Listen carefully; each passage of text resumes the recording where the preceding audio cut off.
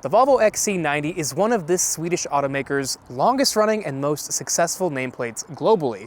First debuting at the 2002 North American International Auto Show, it's been carting around families safely for years using a variety of different powertrains, from turbocharged and supercharged 4-cylinders to Yamaha V8s, and now more recently, exclusively electrified powertrains. And though we are all the way out here in Sweden to drive the refreshed 2025.5 model year, this is actually still just a second generation XC90. Looking at the dictionary definition of, if it ain't broke, don't fix it, the XC90 should be the first photo that pops up. But is this finally the year that you should pick one of these up, or should you skip it and go straight for the all-electric EX90? Let's find out. To help you make your decision, I'll start by showing you what didn't change. Under this large hood, you'll find the same three powertrains that were already available: the mild hybrid B5 and B6 engines, and the T8 Recharge plug-in hybrid. B5 is a 2-liter turbocharged 4-cylinder engine augmented by a 48-volt electrical system. It makes 247 horsepower and 266 pound-feet of torque. B6 brings in an additional supercharger, bumping power up to 295 horsepower and 310 pound-feet of torque. The T8 swaps the 48-volt system out for an 18.8 kilowatt-hour battery, a 145 horsepower rear electric motor, and a CCS plug. Total system power is 455 horsepower and 523 pound-feet of torque, and you can go up to 35 miles on electricity alone when driving in the pure drive mode. Aside from the new EX30's performance dual motor setup, this is the quickest Volvo powertrain available, enabling the XC90 to get to 60 miles per hour in 5.1 seconds. All models come standard with all-wheel drive. The platform, known as SPA, or Scalable Platform Architecture, is also carryover. The all-electric EX90, though very similar in the looks department, actually rides on a separate, dedicated electric architecture known as SPA2. The upcoming all-electric ES90 sedan will also ride on that platform, but with Volvo's unwavering dedication to the SPA, this probably rides a lot like the 2025 model. And that definitely holds true. I'm in the T8 right now, the plug-in hybrid. And with the new added sound deadening, this is definitely a little bit quieter than the old model, but not a night and day difference. So don't expect this to become a bank vault compared to the old car. There is still a bit of wind noise at higher speeds. When you do have it in the pure drive mode, which does shut off the gas engine if you have enough electricity, it does get very quiet in here, but you do hear more of the outside world. T8 models like this one do ride on an air suspension, which can lower itself 20 millimeters or raise itself 40 millimeters. And this is the suspension you're gonna want if you have younger kids that you wanna keep quiet or keep asleep in the back seats. It is almost borderline Megabus smooth. So very, very comfortable suspension in this car right here. Of course, if you change through the different drive modes, the power mode, it doesn't feel like it firms up too much, the suspension, but it's not a sporty car. This is not, it never has been, and this refresh has not changed it into anything it's not, and that's totally fine with me. This is a family-oriented SUV. That air suspension is paired with an active chassis, which is new, which reads the road ahead and monitors the driver up to 500 times a second to prepare the car and the suspension for what is up ahead. Now, if you don't get a T8 with this suspension, you will get the B5, of course, which comes with a lesser but new frequency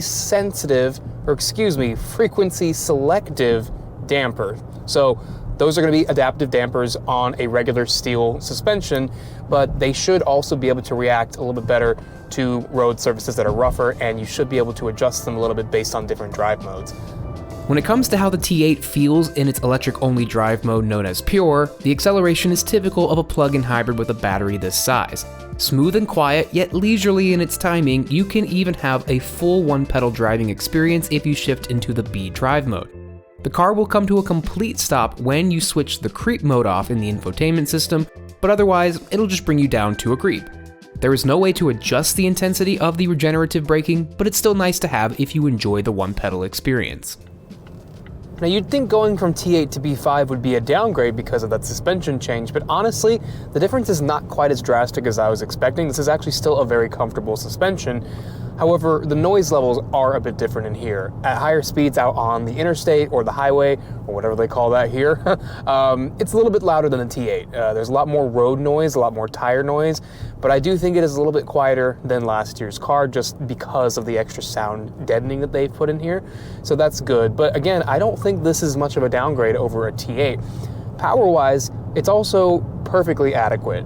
Punching this throttle, you get a lot of response out of the transmission and the engine, so I have no issues with the B5 powertrain. But of course, it's not going to be quite as efficient, and it's not going to get you from 0 to 60 in as quick of a time as a T8, but you're going to save quite a bit of money getting this over a T8. And of course, again, this is still a mild hybrid, so you are doing a little bit of good to save the planet, but not quite as good as you'd be doing in a plug-in hybrid, of course. Because the T8 weighs a lot more due to the big battery and all of the other components of the plug-in hybrid system, this model does feel a little bit more dynamic. It does feel lighter behind the wheel. There are no drive modes in this car. There is no sport drive mode. There's only a normal and a terrain mode. So if you are going off-road with the standard all-wheel drive, that mode will be the one to go for. But there is no way to make this feel punchier or quicker off the line or make the transmission shift faster. There is a manual drive mode, however, no paddle shifters. So it's not exactly a driver-focused setup.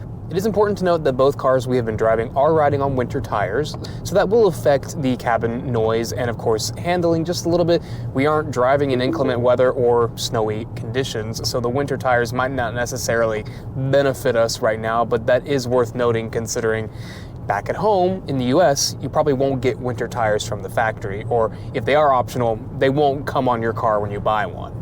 But all in all, this does feel very familiar to the outgoing XC90, and just like everything else about this car, that is totally fine with Volvo because this is such a breadwinner for them. So changing too much of how it feels behind the wheel would have probably been a bad idea. So I'm perfectly content with what they've done and what they really honestly haven't done here to update things for 2025.5. So that's all pretty familiar too, but what about the design? From the side, it's nearly impossible to tell a 2025.5 from a 2025, apart from the new wheel designs. Volvo describes this as a new, more contemporary exterior design, and that's certainly an agreeable take. The front grille insert has a new sparkle to it with shiny chrome mimicking a cross weave, while the lower fascia has a smoother, less cluttered look. The cleaner surfaces continue over to the rear, but the changes are mostly focused on the LED lighting arrays of the vertical taillights. Volvo claims that the biggest changes happen on the inside, but I have to admit, I really wish they had gone a bit further, especially considering how long this car has been out. Yes, you have a bigger touchscreen here, and the dashboard has been resculpted. We also have the most up-to-date versions of the air vents you would find in other newer Volvos. That is a welcome upgrade, but overall, I just wish they had gone a step further. On the one hand, I do appreciate Volvo resisting the urge to go crazy on touchscreen square inchage, but on the other hand, this version of this interior more or less has existed for about 10 years in the Volvo lineup. So I was just hoping for, a little bit more of a modern twist. I wish they had leaned more into the modern look of the EX30 and the EX90, but alas, this is what we get for this refresh. What is new is the updated Android Automotive infotainment system first found in that electric alternative.